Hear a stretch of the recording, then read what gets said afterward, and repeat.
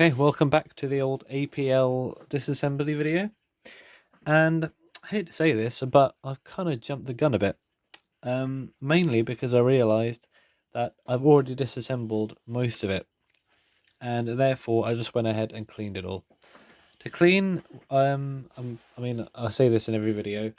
If you actually want to see me clean a movement, I think the most recent series I did where I actually cleaned it on camera is the Workhorse or Westlock Spur series. But yeah, it's essentially the same principle every time. It is using cotton buds and what strength is this? 99.9% isopropyl alcohol. And just rubbing it, getting the grease off, and I follow a certain order. I recommend just like watching that video if you want to do it the way I do it, but I hand clean stuff with cloths and cotton buds and stuff. You can use an ultrasonic cleaner, but for this movement, I don't think that would really work. Not with an electric one. I don't know. The thing is, I left the coil on. So yeah, what I usually do is completely disassemble it. So I take the coil off and everything, but I've just come to realise, do I need to take the coil off? Let's have a look at it. These are riveted in, I've just remembered. So I can't take it apart much more than it is, realistically. So what I did was I cleaned using my standard procedure. And stuff being riveted like this makes it very hard to clean because there are so many nooks and crannies in there you can't get anything into. But I did manage to clean the most important parts, which are these two holes here and that hole there, and just the surfaces and everything, and also the wheels themselves, of course, and the rods and shafts and pivots and all kinds of things, and the rotor. But yeah, I forgot how well this stuff cleans up. Look at that. I mean, it's got my finger marks on it already, but give it a quick wipe. This Tufnell fibre stuff cleans up exceptionally well.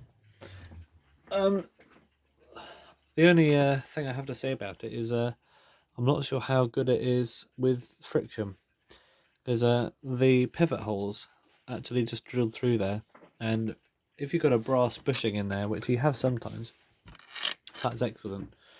But these ones are just drilled through, so you've got the metal rubbing straight against the fibrous edges of that material, and I don't know how good it is in terms of friction. Lowest friction the better, but who knows. I also had to rewatch my video again because I forgot how to put the wheels back in together. However, I've already done the hard work and I've numbered them with pencil. So today's video is actually a reassembly video. So fancy that. Now I did also, when I clean this side, I also clean those pivot holes in there as well. And had to get this brass thing out of the way. But what this is something that keeps the end cap on the rotor bearing. So if I push it back up into position and then slide it along again, well, not yet actually, because I need to get this, where is it? Had it a second ago. I imagine it's probably got stuck to my clothes and fell off.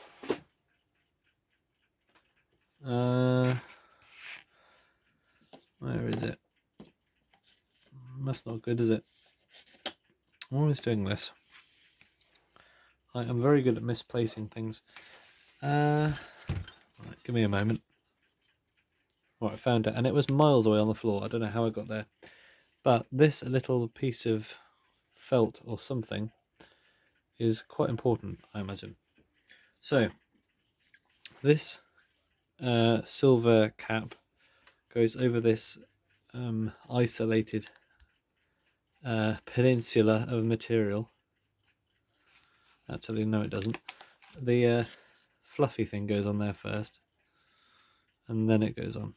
In fact, I'll put this in here to line it up. That goes in the hole and pokes through, okay. And I put this piece of fluff on, and then I put this cap on. Sort of sticks on there, but then I push this brass finger over the top of that. That's how it was. Okay. Alright, so that looks alright. The number was 244, by the way. I don't know what that means, but it was carved in there by someone. So yeah, let's put those wheels back in. This stuff here is all riveted on. That screw there is just to adjust the tone of the alarm, or how close it is to the thing. Yeah, it's just the tone of the alarm, isn't it? To align it to the loudest noise or the quietest noise, depending on what you want. Let's put a bit of oil in there. Don't go too mad with oil, but I'm just sticking it in here because I can't access the other sides of the pivots. Alright. So, wheels. Now, we'll start with the rotor. So, where's the rotor? Oh, there it is. Which had a sleeve on it, which I've oiled already. Like that. And that went into there. Like that, straight into the tuffnel. And it helps to just sort of check all these for bends and wends and all kinds of bad things going on inside. But these were pretty sturdy parts, so I didn't see any bends or anything like that. So we're working our way up the numbers. So we have the fibre gear was number 1, I think, wasn't it? So that just goes on there. Like that, roughly. And then number 2 is this one, R for right. And what I'm going to do is I'm going to hold it like this first, because actually it helps to do it later. 3 was this big one, so that goes on like that. And then 4 was this one. And then 5 was this one, and this one actually goes through it all the left, like that. And then 6 was this one, which goes through all the right, like that. And it would help to do this in a different order, but just the way I've done the numbers, really, I'm doing it that way, just to get it in all in the right positions.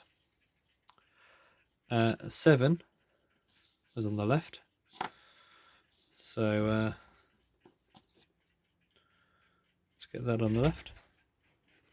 Actually, I just remembered there was a little tiny washer that went between 5 and 7, so let's just put that on there.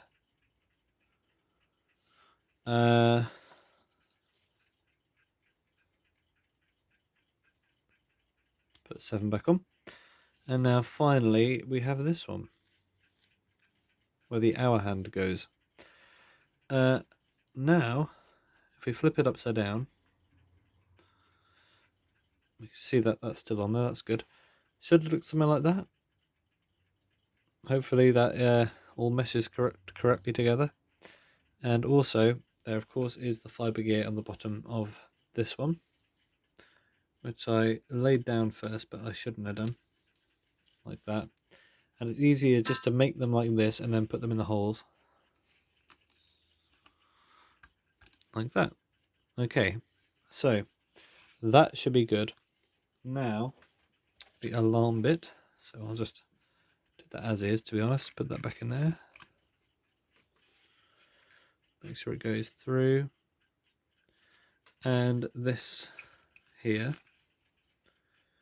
which is the alarm on and off finger. I probably should have put that on underneath all these wheels.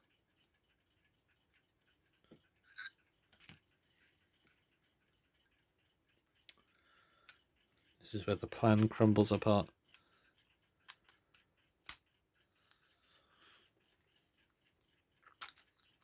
Alright, there we go. And then we can put it all back together again. Oh, that went well, didn't it?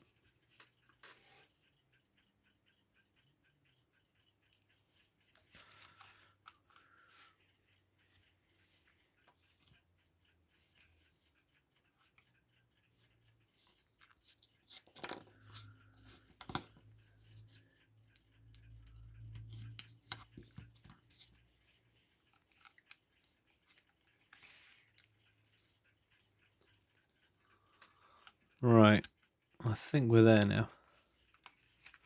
Is that good? Cool. So this. Now there's a coil spring here, and I'm not sure where that went. I think that was the alarm. Where does it fit? Should have paid attention to this, but I didn't see it coming out.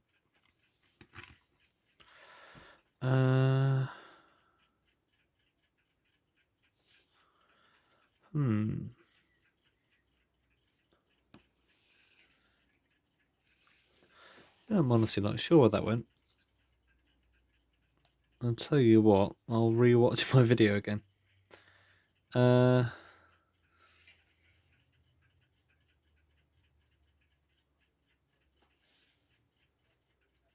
maybe it went there. Yeah, I think it went actually in between the alarm buzzer armature and the plates. So let's stick it in there, and if it doesn't work, then we'll put it where it should go afterwards. I can't do that yet though.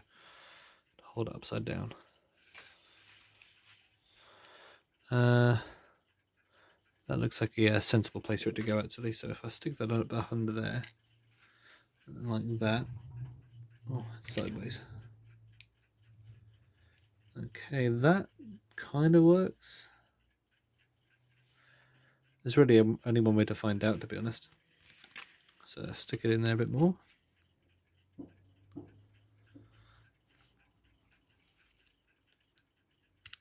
It's a shame I can't sort of pause a recording and then get back to it. And then through there. This feels right, actually. Yeah, this feels like it's supposed to be like that. Cool. Put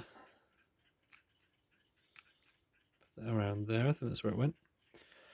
And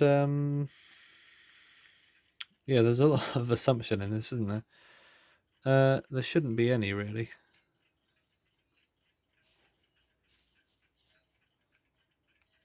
But there's only, this is the first time I've ever worked on one of these things. And let's just stick this on here for now.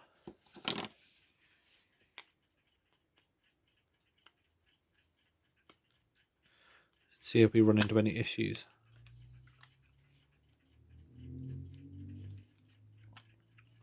So lining up all the pivots.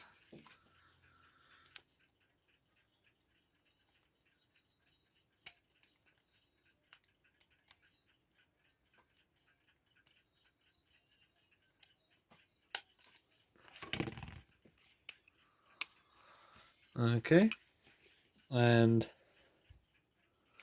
put a couple of screws in there.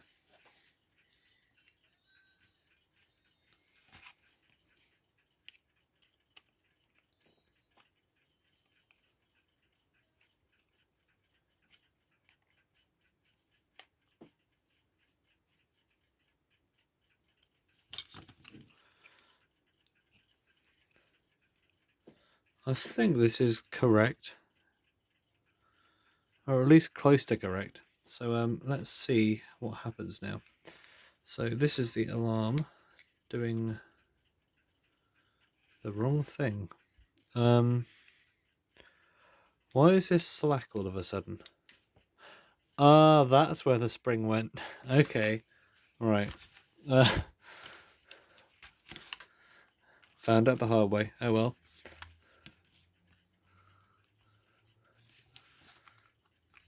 No harm done. Well, I guess my suggestion wasn't the most unviable place, but yeah, it didn't feel 100% right. So let's take that out and pop it out again.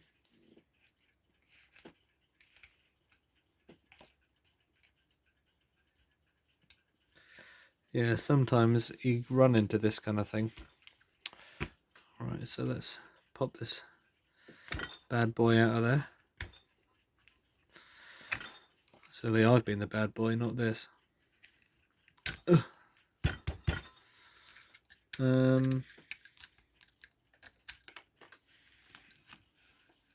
Right. So I think it went under there actually. I'm not sure. Actually, I think logic says it goes here. So let's follow, not there. Let's follow the logic today. Although, if you think about it, that's going to be hard spring up against this. Although this looks kind of scratched up. Big dilemma moment. Let's put it in between, so it doesn't scratch up either of the end surfaces. Alright.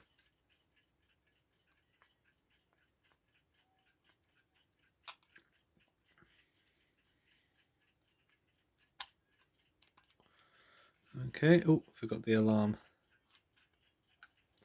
Don't forget that, because if you do, then you'll have forgotten it. And that is not something you want to forget. Is this right? Then it must be. It was already slack, wasn't it? And we do not want slack. So I'm getting hungry. Even though it is like some silly hour of the night.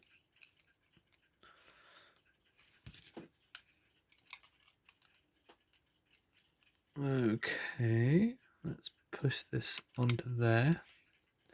Yeah, lining up the pivots in these is never fun, but it's not necessarily hard.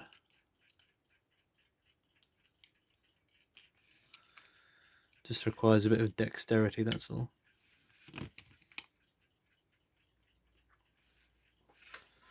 Alright, let's put one in there. Oh. And it's right on the screw, so that's good. Can hold up to that. Withstand the force. And yeah, the switch was quite stiff, but I think we got it right.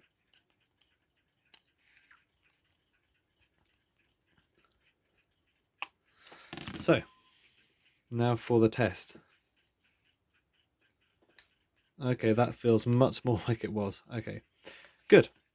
So it's all looking pretty clean.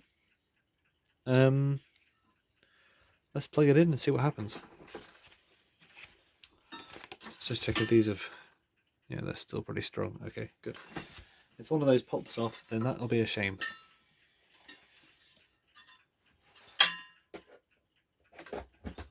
Okay, so we're plugged in. We're live. I can hear it buzzing slightly. So let's lift it up and hold it by the plastic. Right. So to start it, you give this a light flick to the left. Oh, there we go. It's doing something, isn't it? Alarm. Can we do that? Maybe it's not the alarm time. So let's get our alarm twiddler. Big old knurled nut, which is a weird knob knurling. It's like kind of knurled at a weird angle. Okay, fine, cool. Now, will this buzz or will it not?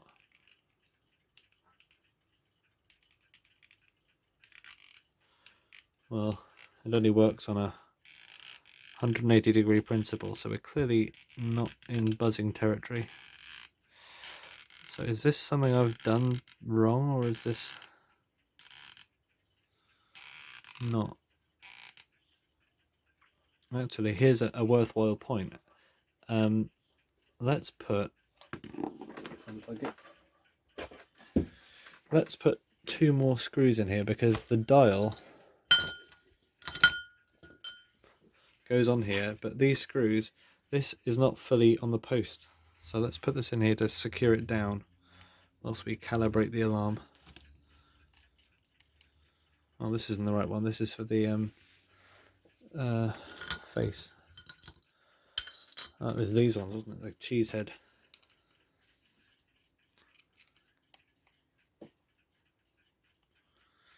All right. So one, and this one is probably okay. All right, let's try that again. I doubt there'll be much difference, but now we can get a truer test, and then we can actually adjust it with a knob if we need to. Where is the alarm knob? I had it a second ago. Did I put it back in here? Oh, where did it go? Yeah, classic. I don't know where I put it. I misplaced it again. Is it on me? No. Where is it? Let's just use a placeholder for now. This had a thread in it, so we can use that.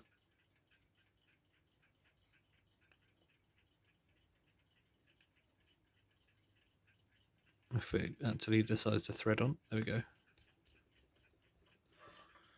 Alright, so when we get to it, which it will. I think, was there something else we're missing? No, I don't think so. Yeah, it's definitely buzzing now. Buzzing in my fingers. Okay, I'm getting the impression that we're probably not supposed to use this as the knob. Because it was like threading beyond its point of thread. Right, where did I put that thing? Right, I found it. It was behind a bottle of something for some reason. Right.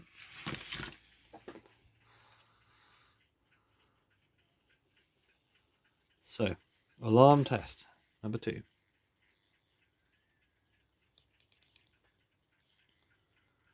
Oh, there we go. It did something. Okay, you see the end of this armature here? I don't want to touch it in case it's alive. Oh, see there? Okay, we just need to work out a point where it... So, the alarm is off and the alarm is on. So we need to unscrew this screw, I presume, to just raise it up from the ground a bit.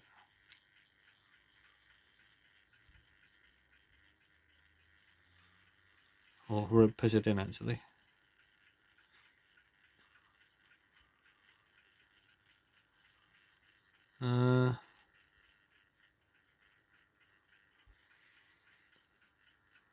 Does that not how this works? This is tone, isn't it? Not actually triggering. It's just too on here. You should bend it out like that. Does that help a bit? It helps a tiny bit. We just need to maybe screwing it in would help, actually. Let's try that. Probably didn't try it out enough.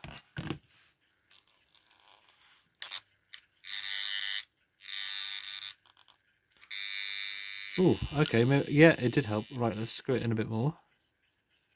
Or out a bit.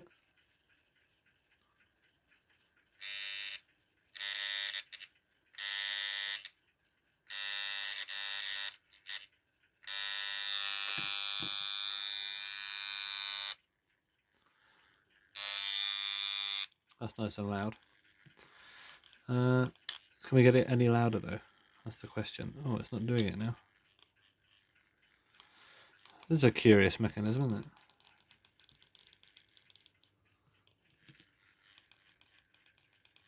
Alright, it should be going off now. It just doesn't have enough distance. Maybe we need to screw it in a little bit more. Screw it out.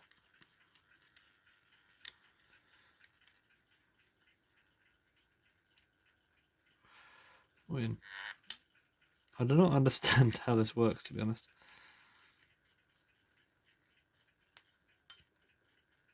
So what we need to do is somehow pull this thing away.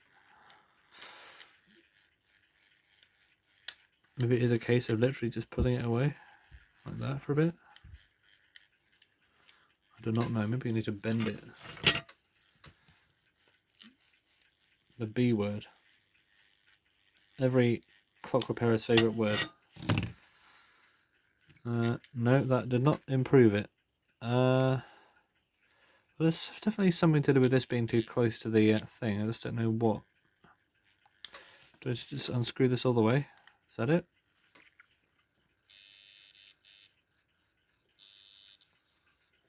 No. Yeah, this screw is sticking out of there a tiny bit, but even fully undone, it's still too close to here. I think this is literally a principle of just bending it, to be honest. So I'm just going to unplug it a bit before I get too close to the old electrical areas. Hot is this coil? Not that hot. So I think if we start too far, then that'll be fine, because the screw can adjust it. All right, there. That is a bend and a half. Right, let's plug it back in again. Hope it still works.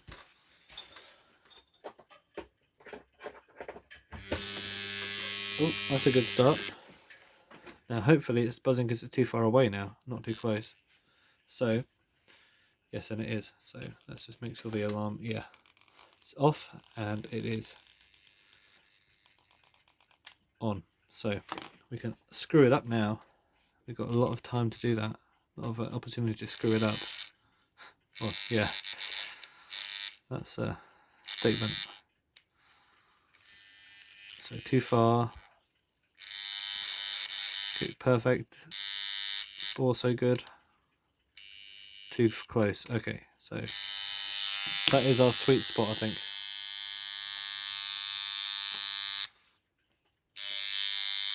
Alright, I think we got it sorted. Just make sure it still runs. Need to oil this properly.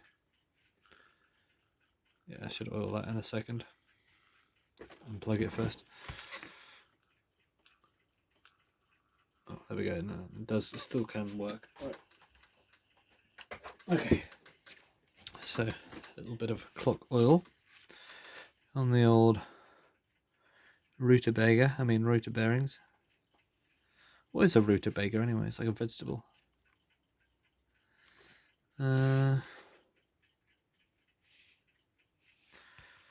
Right, I think that's a bit better. Just want to make this super smooth. Like super smooth, like whoa, rocket man.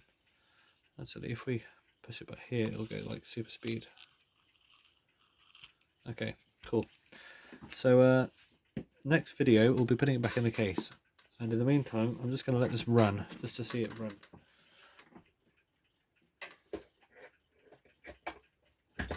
So, prove you can run APL clock.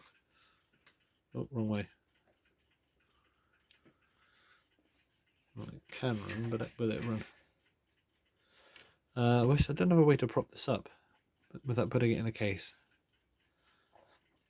But the video is long enough, and I'll put it in the case later. So, thank you for watching this insightful journey into an APL electric clock. And I'll unplug this now.